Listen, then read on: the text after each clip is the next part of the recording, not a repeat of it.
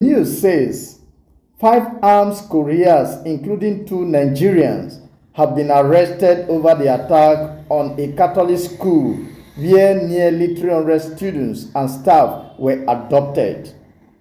The question now is, who are the people involved in this criminal act? The names of those criminals are: 1.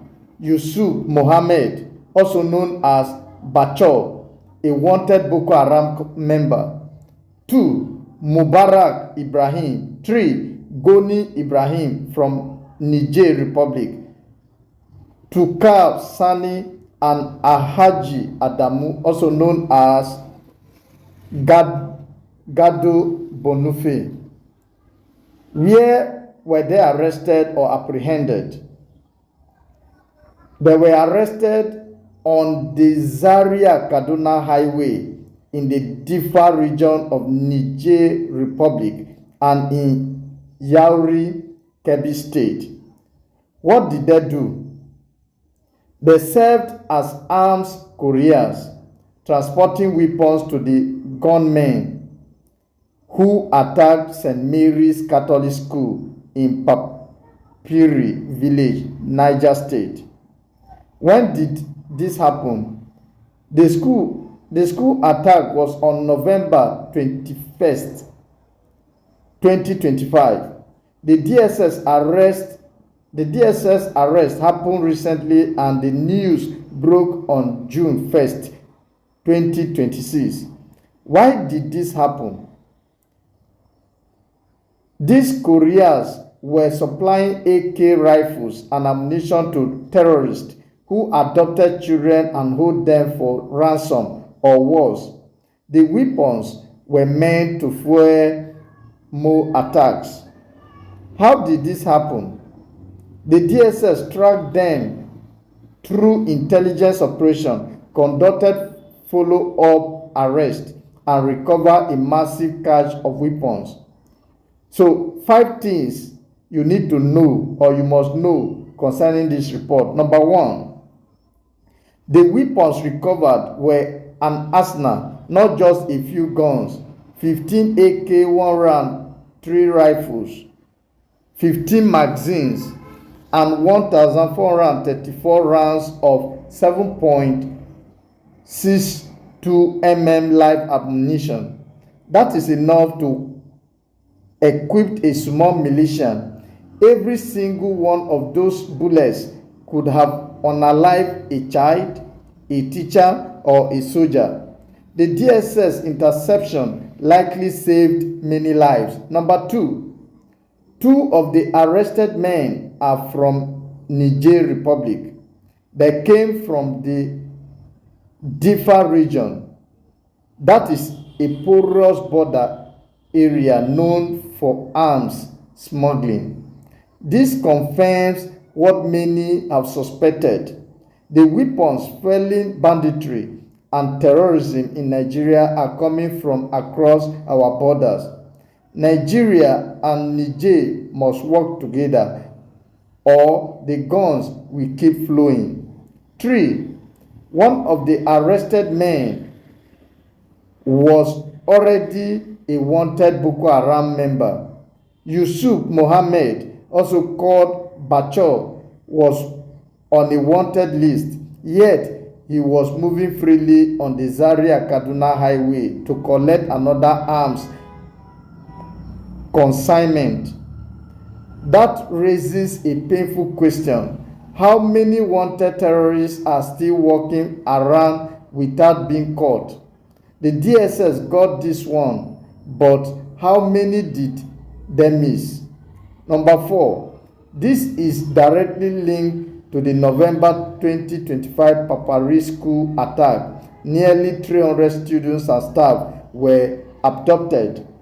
Children as young as 5 or 6 were marched for days into the Kainji Lake Reserve Forest. They spent over a month in captivity. The weapons these couriers were moving were destined for the same network of criminals who committed that atrocity. 5. The commanders who ordered the attack are still free. The DSS arrested Couriers.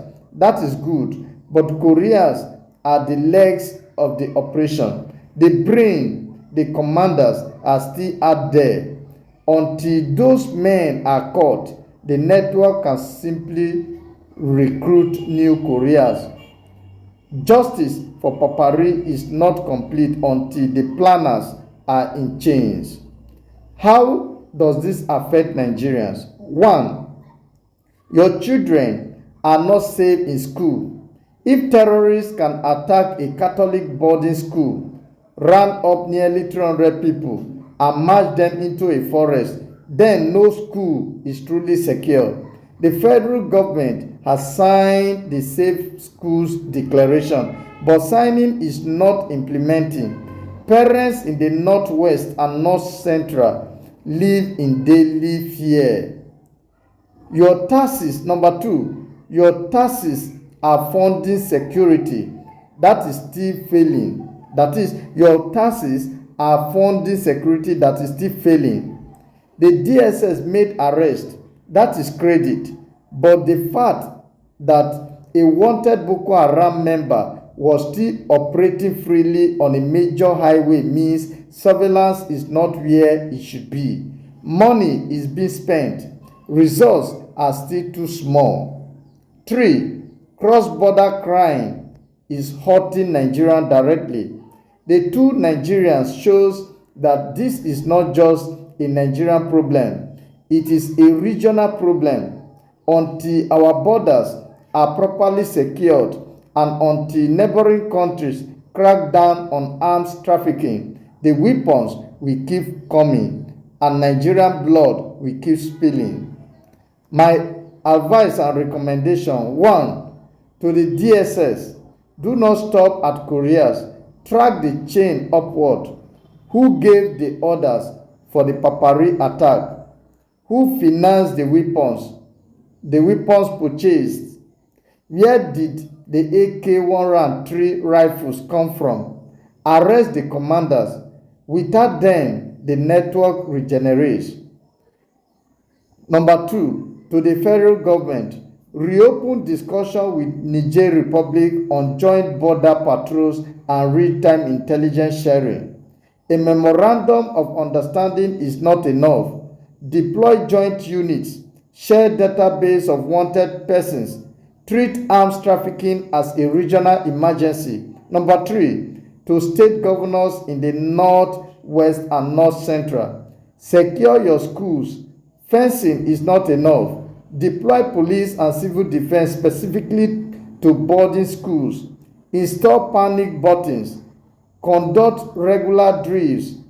Parents should know there is a plan. Number 4, to parents, do not stop sending your children to school, but teach them basic safety, how to run, hide, and alert others during an attack. Also, demand accountability from your local government. Ask them publicly what security measures are in place at our children's school. Number 5, to the National Assembly, pass a law that makes arms trafficking a capital offense with no option of fine. The current penalties are not a deterrent. When a courier knows they could face death, they may think twice. When they know they could bribe their way out, they will not. What is the question here, my fellow frustrated Nigerian? If a wanted Boko Haram member could move freely on the Zaria-Kaduna highway to collect 15 AK rifles and over 1,400 rounds of ammunition, how many more wanted terrorists are moving freely on other Nigerian roads today? You do not know. That is the problem. Akai News report that the children of Papari are back home. That is a relief. But the men who sent armed men to drag them into a forest are still walking free. Arresting couriers is good. Arresting commanders is justice. Until then, every Nigerian school remains a potential target. Thank you for joining me on this edition.